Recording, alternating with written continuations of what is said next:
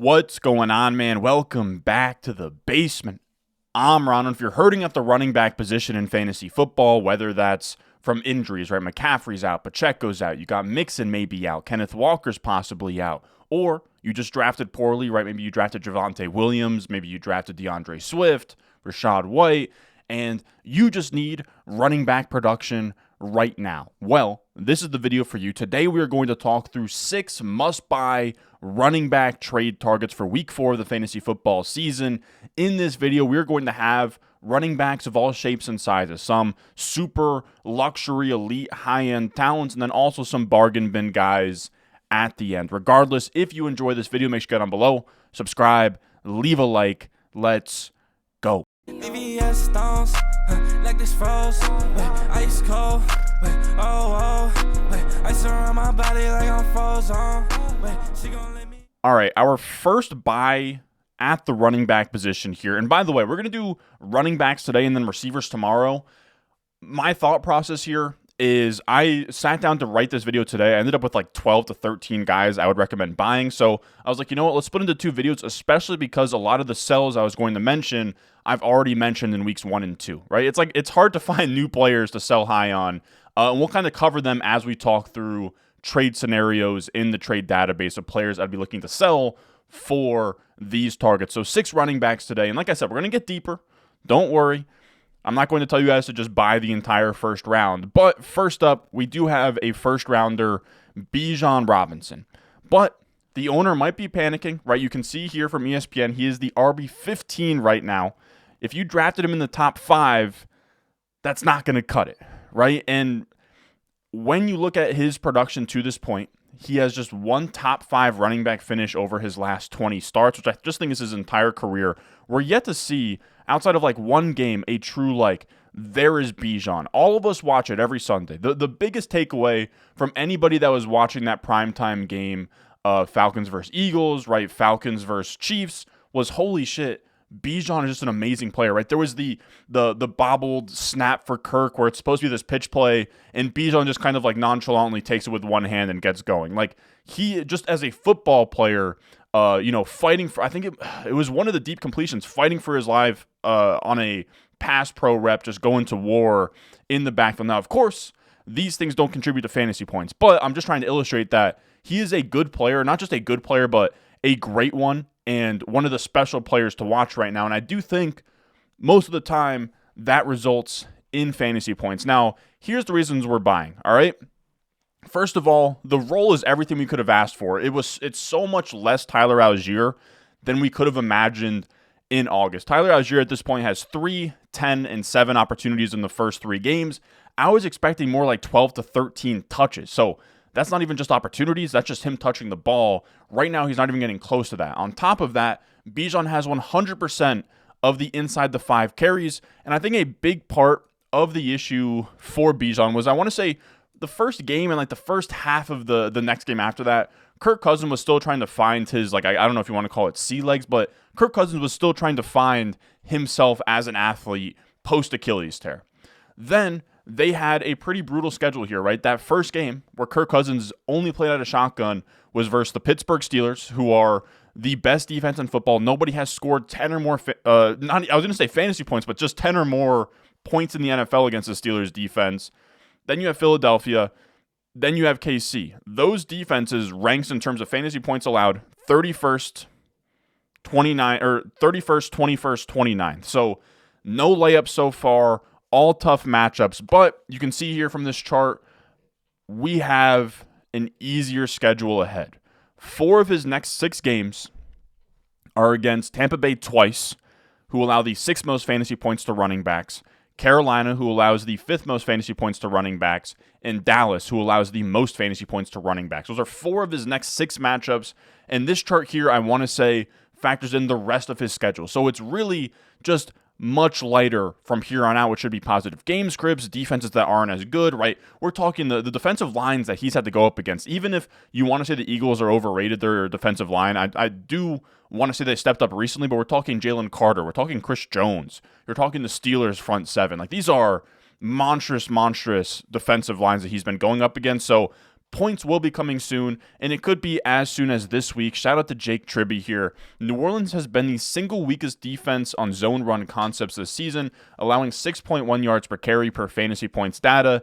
82% of Bijan Robinson's runs have come on zone concepts, the second most. He averaged almost 7 yards per carry against Philadelphia, the second worst team at defending zone runs. So the scheme that they run in Atlanta, the zone running scheme, is kind of the kryptonite of this Saints defense. That should be really fun in a dome game for Bijan. Now, let's look at what we can buy him with. It really, of course, we're going to have to pay a ton, right? It's Bijan Robinson, but I do think we're going to find some spooked managers out here. Now, what we're using here is the Fantasy Calc trade database. I'm always open. If you guys have a better tool out there, let me know. But this scrapes a bunch of real fantasy football trades from, Sleeper, from Yahoo, ESPN, whatever, and it spits them out here. We are going to let's do one quarterback. We will do 10 to 14 team leagues. We'll do half and full PPR. And let's do 3 to 2 assets. We don't need like jumbles of trades. Let's just do, 2-for-1s or 1-for-1s with Bijan and see what the results are here. I am very curious. Wow. Right out the gate, that's a tough one. Would I sell Malik Neighbors for Bijan and Dobbins? I would. I would have to. I would have no other choice but to sell Neighbors for Bijan. Even if there was no Dobbins, I think I still would.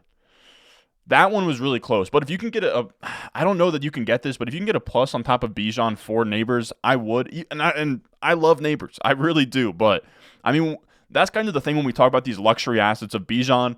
You're not going to be able to offer, Jawan Jennings and a piece of garbage for Bijan. To get Bijan, you're going to have to give up a player that I like. This next one, Chris Godwin and Dobbins, that's actually very easy in Bijan's favor. Odunze and Achane. God, that one's tough. That's probably the highest price I would pay right there. That's probably the highest price I would pay for Bijan, and it would have to be, this is actually a start 8, so what's that's going to be? That's going to be 2 wide receivers, 2 flex. Man, see, these are tough. Like I said, this is the highest price I would pay. If I was in a spot where Odunze would never even touch my starting lineup, then sure. Some of these start to get closer. The website actually has Montgomery, James Cook side. I think I actually would send David Montgomery. This is These are probably about as expensive I would go. I can't do Metcalf and Cook. Of course, Jacobs and Chuba. Get out of here. Achane and Jawan Jennings, I would for Bijan, but I also just don't really value Jawan Jennings that highly. CeeDee Lamb for Bijan and a plus on top. Would JSN be enough of a plus? If I was down horrendous at running back, and JSN could go in the flex, and I had, maybe CeeDee Lamb, but next to CeeDee Lamb was Malik Neighbors and Chris Godwin as my wide receiver 1 and 2. Man, that one's close. I would hold off on that. McCaffrey for Bijan, I would accept in my sleep. Let's find one more that feels fair. Oh yeah, I actually think this is the perfect one to do. Tyreek's not necessarily a sell, but if you can sell low on Tyreek for a buy low, I would. This here, I don't think this will get it done, but if you can change Singletary to, I don't know, some low-end running back, if you can change him to, I'm trying to think of I don't know, could you do Sharp, or actually Singletary is probably valued more than Charbonnet. Maybe Singletary is kind of the perfect one for that. But yeah, if you could do a Singletary, if you could do a, one of those running backs in that area, like DeAndre Swift, Devin Singletary, Najee Harris, whatever, plus Tyreek for Bijan, I would. If you can turn Tyreek into Bijan, I would. Whatever you have to add on top, I think that makes sense.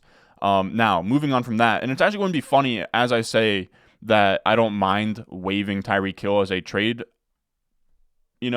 sweetener, not even sweetener, just a package, is that I'm telling you guys to buy somebody on this Miami Dolphins offense, and it's Devon Achane. You guys know I love him. He's the RB3 right now on ESPN scoring. Of course, it's not points per game. It's just overall points, but the vibes in Miami are brutal right now, right? Skylar Thompson comes in. Tua's away dealing with his concussion. Then Tim Boyle came in, which I can't believe that we have to see that. I will say, this is me as a dumb Jets fan. I'm shocked that Mike White got cut and somehow was beat out by Tim Boyle and Skylar Thompson. Mike White, when he played for the Jets, was he had a little bit of a Linsanity run there. So I'm surprised.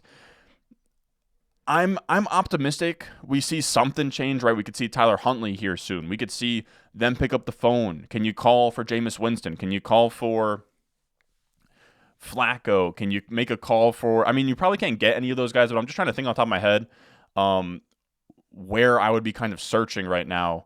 I don't know. Can you get Ryan Tannehill to come out of? I don't know if he's in retirement or whatever he is. Something has to change, right? Something has to change. They're going to get a better quarterback. Tua could potentially be back sooner rather than later. And the thing is, regardless of the quarterback issues, is I think it affects the pass catchers a lot more than Achane. Because right now, if we just look at the expected points from last week, so that's just based on his carries, his targets, his volume, how many points should Devon Achane have scored? 18.7, the RB8 on the week. He ended up with just 8.8 points, underperforming that by minus 9.9. You can see the rest of this list. Nobody underperformed their expected output by more than minus 8. That was Jordan Mason.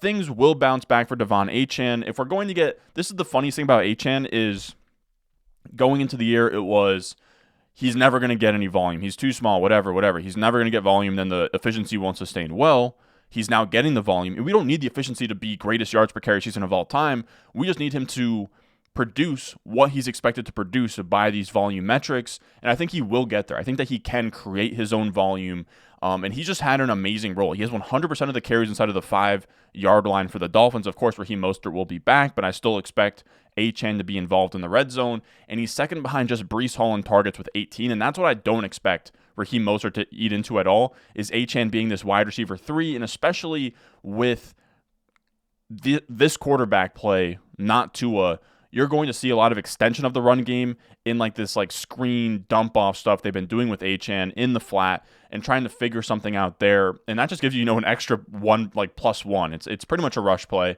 or a run play, but you're getting that +1 on top for just like the dump down screen. And that is just fantasy goodness. Now, this weekend, he gets the Tennessee Titans, which have allowed the 11th most fantasy points to running backs, and 24.4% of the receiving yards allowed have gone to the running back. That is I want to say like the 5th most in the NFL, or it's in the top 5, and I got that from JJ Zacharyason's data dump. He has that over on his Patreon. It's a very cool resource for stuff like this. And then we get a Week 6 bye for this team, which means Tua could be back for Week 7 or later. I don't want to speculate on that. Like the range of outcomes is he's back at Week 7 or he is never playing football again. So we truly don't know. But like I said, we could get Tyler Huntley, we could get whatever. I just truly don't believe in my heart that Mike McDaniel will just see what the product was on the field on film and just say, you know what, this is a lost season, we'll do that. I think regardless of the situation, regardless of the quarterback, Mike McDaniel, give him a few weeks, and he will optimize this thing to be not, an elite top 5 fireworks offense, but Mike McDaniel is not going to call plays for a bottom 5 offense over an entire season. I just truly don't believe it. So for me, Devon Achane, I'm going to be doing my rest of season rankings as soon as I post this video. Of course, you can always find them over on Patreon, patreon.com/Ron Stewart for my rest of season rankings, my waiver wire article every week, my weekly rankings every week, all of that good stuff. Patreon.com/Ron Stewart down below in the description and the comment section down below. But for me, I think that I would have him as a top 6 running back rest of season at worst. Like I think he'll probably end up in that 5 or 6 spot as I go through. Now let's see. Are people actually panicking on Achane? My gut feeling is yes. Let's see. Are people panicking? Wow, Garrett Wilson for Devon Achane? Yes, and I'm a Jets fan. Yes. Kyron and D-Hop for Achane. I'm gonna say no. I think Kyron and Achane are in a very similar tier, so I don't know that I want to add on top of that. I mean, this is ridiculous. Kupp and Swift for Achane. Yes, please. Eckler, that's just not going to happen in your guys' league, so I'm going to shut up. DJ Moore and Ramondre for Achane, easily, yes. Mike Evans and Jerome Ford for Devon Achane, easily, yes. Garrett Wilson, but you get Achane and a plus, easy. Derrick Henry for Achane plus, easy. Now, I wouldn't do this. I almost made Rashee Rice a buy on this list. I don't think that the market has fully grasped that if we were to do a redraft today, Rashee Rice would be a first-round pick. Like he is, to me, if I had Rashee Rice and you offered me Amon-Ra St. Brown straight up for my Rashee Rice, I don't think I'd accept. I would have them probably in the same tier So that's kind of the guy that we're talking about here with Rashee Rice. But DJ Moore for Achane, that's very easy. Rachaad White for Achane. Even if you have to put a little piece on Rachaad White, can you do Rachaad White and like Jawan Jennings for Devon Achane? I'm saying no. Can you do Rachaad White? I'm trying to think of like what a reasonable add to Rachaad White would be for Achane. Can you do not Metcalf, but like that's a tough one. Can you do Amari Cooper and Rachaad White for Achane? I would do something like that. But I think we get the gist of that. Let's go to our next one, which is actually a buy high, because I think sometimes, our first two were buy lows, but I do sort of agree with some sentiment you'll see out there of like, there's not really such thing as a buy low, because the person you're buying from drafted that player, so they're automatically higher on that player than you would be. So it's tough to buy low. But I would be buying high on Aaron Jones. And I'm actually kind of upset that I didn't really draft a ton of Aaron Jones this year. I have him. I mean, I have pretty much everybody besides like a few players that I drafted none of in best ball. Aaron Jones, man, he is a top 10 running back right now. And I'm buying because he looks good and he plays on a good offense and his role is very valuable. Now, in terms of him looking good, he is 6th in rushing yards over expected per attempt. So just on a per rush basis, what's blocked for you? How much did you get? He is 6th in outproducing that. He's 6th in EPA per rush. So EPA is just expected points added. Per rush, he is actually helping his team win football games, which is very rare. I want to say he's one of the few running backs, like maybe only like the top 6 to 10, actually have a positive EPA per rush, because most of the time a passing play is better than a running play for your expected points, for moving the chains, all of that. Of course, the run game still matters, but it's just a nice feather in the cap of a running back that can, when they run the ball, it's as efficient as a pass. And Aaron Jones is one of those guys right now. 5th in success rate, so he's very steady. 4th in PFF rushing grade, 5th in yards after contact per attempt. Like, he is balling right now, Aaron Jones. And the volume looks really good. He is right now, over the entire season, the RB7 in expected points per game there with 18.4, sandwiched between Kamara and Jahmyr Gibbs, which I think are actually two guys that are very good comps for what his role looks like right now. We can see this is courtesy of Sam Hoppin over at Fantasy Pros, but I got it from Stealing Signals, Ben Gretch's Substack, which I think like everybody knows about, but it's genuinely one of the must-read pieces out there. And he really likes these high-value touch charts, where high-value touches are carries inside of the 10-yard line and your reception. So, you get a PPR point for a reception, you get a carry inside the 10, you're likely to score a touchdown. So two of the most valuable ways to touch the football for a running back. And you can see with Aaron Jones, we want the guys that are up and to the right, where they're getting a lot of high-value touches per game, and a high percentage of their overall touches are high-value touches. So, that means that they're a profile of, a guy like, maybe, we'll talk about him later, but like Jerome Ford or even Jaleel McLaughlin, of like, okay, a huge percentage of this guy's touches are high-value touches. If his touches could get from, 8 per game for a guy like Jaleel McLaughlin to 18, then we're talking about a really special back. So we really want to focus on these guys where a lot of their touches are the important stuff and kind of cut out the other stuff, where the trap backs, those are guys where a lot of their touches aren't the high-value stuff. It's just kind of the between the 20 grinder stuff that don't really contribute to most of the fantasy points. I don't think I'm using the saying the correct way, but it's kind of like the 80-20 rule, where like 20 is the most important part, and I want to say like the 20 is the high-value touches. Like, that is what drives fantasy production for running backs, and Aaron Jones is in a beautiful spot where he's averaging like 6 high-value touches per game, and most of his touches are high-value touches, so he doesn't need 25 touches in a game to produce. And he's right in this area of like Jahmyr Gibbs, Kyron Williams, Breece Hall, and the guy we just talked about, Devon Achane, he is the one that is most far and up to the right, which is why I want to be buying him. Now, when we talk about buying Aaron Jones, and like the last note I had as well was like, again, he's not super different from Kamara or Gibbs. He has like a 60% snap share, which feels low, but he has enough high-value touches. This offense is really, really good for everything to be just fine. Now, let's see. I imagine people are going to be trying to sell high, but what does that look like? Like, how high is selling high on Aaron Jones? A guy you maybe got in like the 5th round of your home league? Okay. All right, that's a little bit too high. Ayuk and ETN, that's a bit too high. I would sell Kelsey straight up for Aaron Jones and then just stream the position if that's on the table. Wow. McLaurin for Aaron Jones very easily. Devontae for Aaron Jones. That's really, really close. That's really close. I think I would prefer Aaron Jones. That's about as high as I would pay for Aaron Jones, is what I would say. I would have Aaron Jones like a top 12 running back rest of season. Devontae like firmly in the wide receiver 2 area. So I think so. If you have the wide receiver depth for that, I can sign off on that. Tyreek for Aaron Jones in a piece. I don't think so. B-Rob and Rashid Shaheed for Aaron Jones, I'd actually do very easily. Let's pick out one more. DJ Moore for Aaron Jones, I would do that as well. Now, moving on to our fourth buy target, we have Jordan Mason. He is, I would say more of a traditional buy low here. He comes off of a 10.8 PPR point performance after averaging like 19 points per game the 2 weeks before that. I would buy low if people think that like McCaffrey's coming back anytime soon.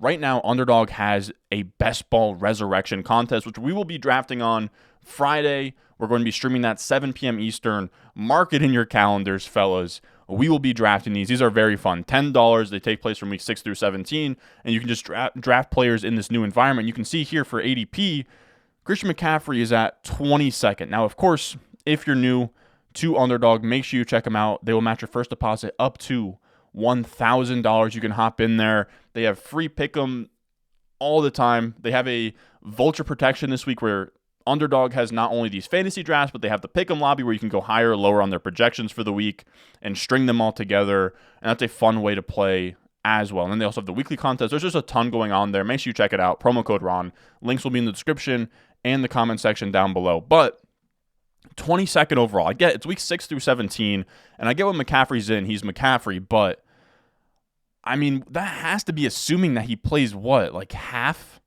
So like 6 to 17. Like, when are you expecting him to come back? When are you expecting him to come back and contribute? My biggest issue, man, is I don't know. This is a playoff team, right? I know that their record isn't great, but they're going to be in the mix for the playoffs. I don't think that they're going to like rush McCaffrey back, especially with this news. Any time anyone anywhere is going to Germany to get their Achilles fixed or checked out, just pencil me in as very skeptical of what that player is going. Like, consider me very skeptical that McCaffrey returns to football in a timely manner right now. Like, he is exploring all options. Everything is on the table right now. He is going to a specialist, trying to figure things out. That just doesn't scream to me as somebody who's going to be playing anytime soon. Like, he is someone that can come back anywhere from week 10 to not at all.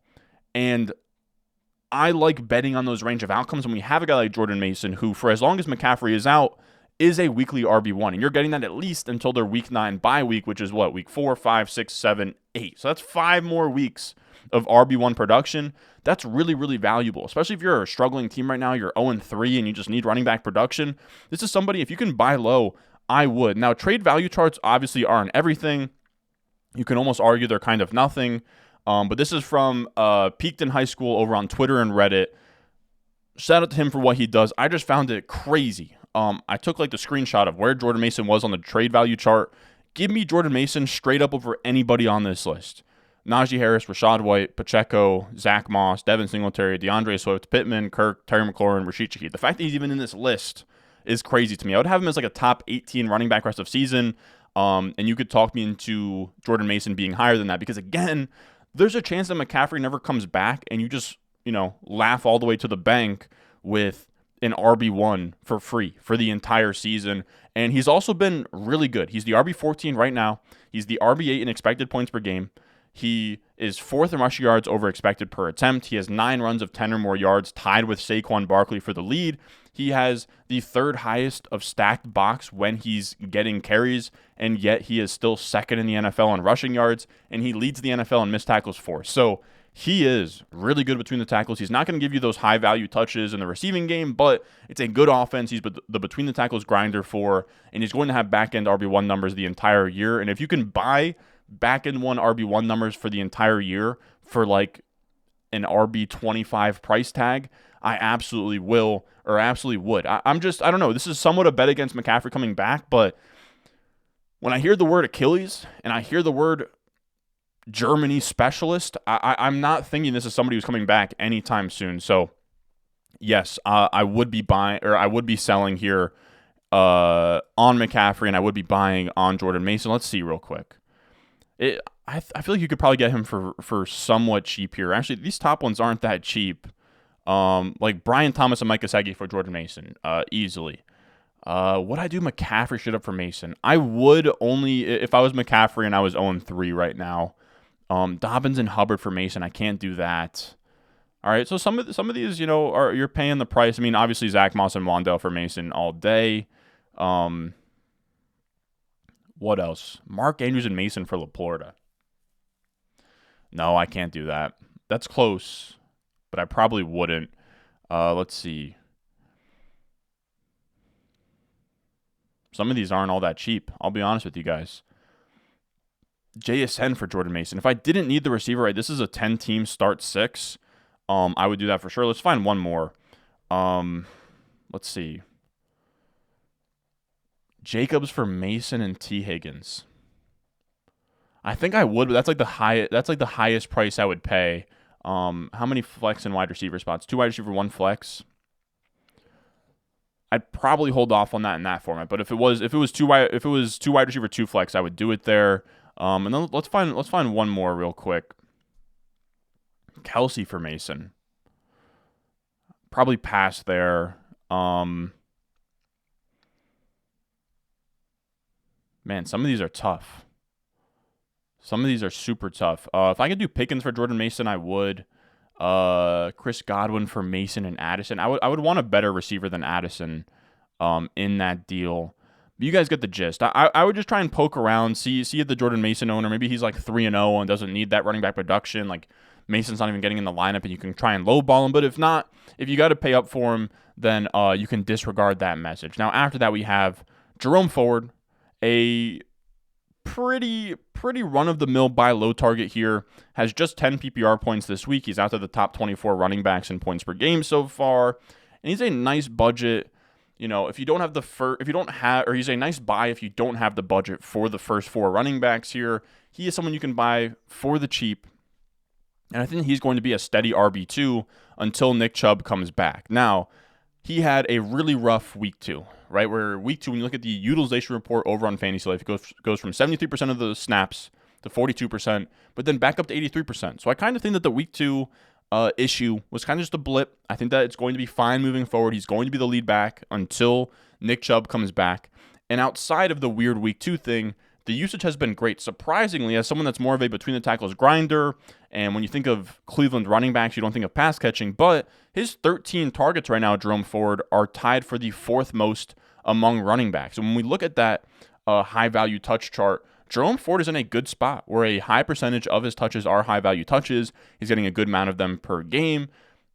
That's all really good stuff. He's at 15 expected points per game in weeks 1 and 3 if you take out the week 2. So 15 points per game is like fringe RB1 production, and we'll have that until Nick Chubb is back. We haven't really gotten any news on him. It seems like the timetable for Nick Chubb's return is like weeks 8 through 12, and then when he gets back, it'll be a ramp-up period. So you get a free RB2 for the next month, 2 months. So I think that is something worth seeking out, especially a guy, again, he's getting good usage with the passing game. He's also pretty good. He's 10th in rushing yards over expected per attempt. The O-line is the 10th best in run block win rate. We could maybe get Jameis Winston to make this offense efficient and fun. I will say he did miss practice on Wednesday. Make sure you keep an eye on that, but it seems like it was just a precautionary thing, and he should be good to go for this weekend. Now, when we look at what people had to trade in order to get Jerome Ford, I'm hoping it has to be like a bag of chips. Like, it can't be too much. Yeah, oh man. Zach Moss for Jerome Ford and Tank Dell, I would instantaneously accept. I can't do the Waddle thing, even though I'm pretty low on Waddle at this point. I mean, this is insane. B-Rob for Devontae Smith and Ford. People are panicking on Devontae Smith for the concussion thing. Go buy Singletary or Ford. I probably prefer Singletary. Let's see. Tyreek and Ford, no. give me the last one I'll point out. See, some of these get tough, man. Brian Thomas for Jerome Ford, I can't. JSN for Jerome Ford, no. Zamir White for Jerome Ford, very easily. Let's find one more. We'll do one more here. Sutton for Jerome Ford, sure. That's fine. You can have that. I think Sutton's going to be fine. I think he will be fine, but in a league where if you're fine at wide receiver, that league as well, I'm looking right now, 2 wide receivers, 1 flex. You need a running back. Your flex is solid. Sutton's like your second best wide receiver off the bench. That's a move I would make very, very easily. Now, our last buy candidate here is going to be, or trade target, is Jonathan Brooks. Now, I think his value is going to be very weird across the board, depending on if you have an IR spot, depending on if the manager is like 3-0 or whatever. But I would say that this is strictly for if the Jonathan Brooks manager is 0-3, tap him on the shoulder, say, hey, man, you don't got time to wait for Jonathan Brooks to come around. So then you make an offer, you get Brooks onto your team, and you give him some immediate production, forward-leaning production. And with Jonathan Brooks, it's a complete mystery box, but as we've kind of seen this year, leaning into mystery boxes have paid off in a big way, right? Malik Neighbors has been great. Marvin Harrison's been great. Jaden Daniels has been great. Brock Bowers has been great. Now, of course, Jonathan Brooks wasn't an elite prospect drafted inside of the top 10 like those guys, but what he was a running back where in this modern NFL, no one besides like Bijan is getting drafted in the top 10. Bijan and Gibbs. Before that, it was literally Saquon Barkley in 2018. But Jonathan Brooks was the RB1 in this class. He would have gone first round if it wasn't for his torn ACL. And I want to bet on that uncertainty, especially because this Dave Canales offense is now humming. We just saw what his RB1 looks like in his ideal scenario. The offense goes crazy. Chuba Hubbard has 20.9 expected points per game, which is third best on the week. He had 21 carries, 5 targets. Now, of course, Chuba Hubbard played really well. He could 100% make it a split. He could make things very annoying. But you can buy Jonathan Brooks and pay to find out what that split looks like. Because the bet here is that Jonathan Brooks is really good and he beats out Chuba Hubbard. And then the bet is also that we have a situation here where even if it is a split, Jonathan Brooks is going to get the high-value touches we care about. This is a good little thread from Jacob Gibbs. Chuba Hubbard is running really well. A 60% success rate is crazy. The area where Hubbard has ceded the most work to Miles Sanders is on passing downs, which is exciting for Jonathan Brooks. My guess is that we see a 50-50 split on early downs with Brooks handling the passing downs. It may take a few games to find this balance. Panthers are throwing to the RB position a lot. Also good news for Brooks believers. So Chuba Hubbard is going to be splitting a lot of the between the carries work, but the high-value touches should go to Jonathan Brooks after a little bit. Now, in terms of his timetable to return, we just got a report. He is in his final stages of returning to play. He should be back as soon as week 5 and then ramping up to the point where you can put him in your starting lineup by like week 8, week 9. So this is not a trade if you are 0-3 or 1-2. If you're 3-0 at the top of your league and you're kind of looking and you're starting like Carson Steele at RB2 or maybe like Jerome Ford or Jordan Mason and you kind of want to have a plan for when Nick Chubb comes back or if McCaffrey comes back, I think Jonathan Brooks is the perfect one of those. You can go out there, try and buy him for cheap. And I think that another feather in his cap is in that best ball resurrection contest on Underdog. Right now, Jonathan Brooks is the RB22. So if we were drafting today, week 6 through 17, the market is telling us Jonathan Brooks would be the RB22. So if we can now use that information in week 4 and leverage it against our league mates, I think that is a sharp way to go. Now, of course, it's not buying low, right? Like the time to buy low would have been after week 2. Bryce Young gets benched. Everything looks awful. But I don't think you're going to have to buy too high on a guy who isn't playing. And again, I would be targeting owners who are struggling here. Now, let's see. What can we trade away for Jonathan Brooks? I mean, Charbonnet for Brooks, that's very easy. Jaden Daniels for Brooks, I would only do that if I just if I for some reason had Josh Allen as well. Dang it, I clicked on it on accident. Hold on here. Let's get Brooks. Thank God it's still one quarterback and all the settings that we have. Brian Thomas for Jonathan Brooks. I liked Brian Thomas a lot, but in like a start 7 like this, 2 wide receiver, 1 flex. If Brian Thomas is never hitting your starting lineup, feel free to do that. Zach Moss for Jonathan Brooks is actually really, really close, but I would prefer Brooks rest of season. So if you do have Zach Moss and he's not in your lineup, I would do Moss for Brooks. Does anything else stick out? Pacheco having any trade value is insane to me. he would be a huge sell target for me. He has the thing that zapped Mark Andrews and Tony Pollard of their athleticism. It's like a fibula injury, tibula injury, whatever. Even if Pacheco comes back this season, he's going to be ineffective. Like he to me at this point is like hitting 0 in fantasy. So if you can somehow trade him away, I would. Chuba Hubbard for Jonathan Brooks straight up is actually very interesting. And if I wasn't using Chuba Hubbard in my starting lineup, I would actually do that. Bucky Irving for Jonathan Brooks in a heartbeat. Let's find one more that makes sense to me. Raheem Mostert for Jonathan Brooks, I would do as well. Now, that is going to do it for us today. As always, I appreciate you guys watching this. My rest of season rankings, I'm going to be literally working on as soon as this goes live. You can find those over on patreon.com/Ron Stewart. There will be links in the description and the comment section down below. But if you can't support there, just leave a like, subscribe, and I will see y'all in the next one.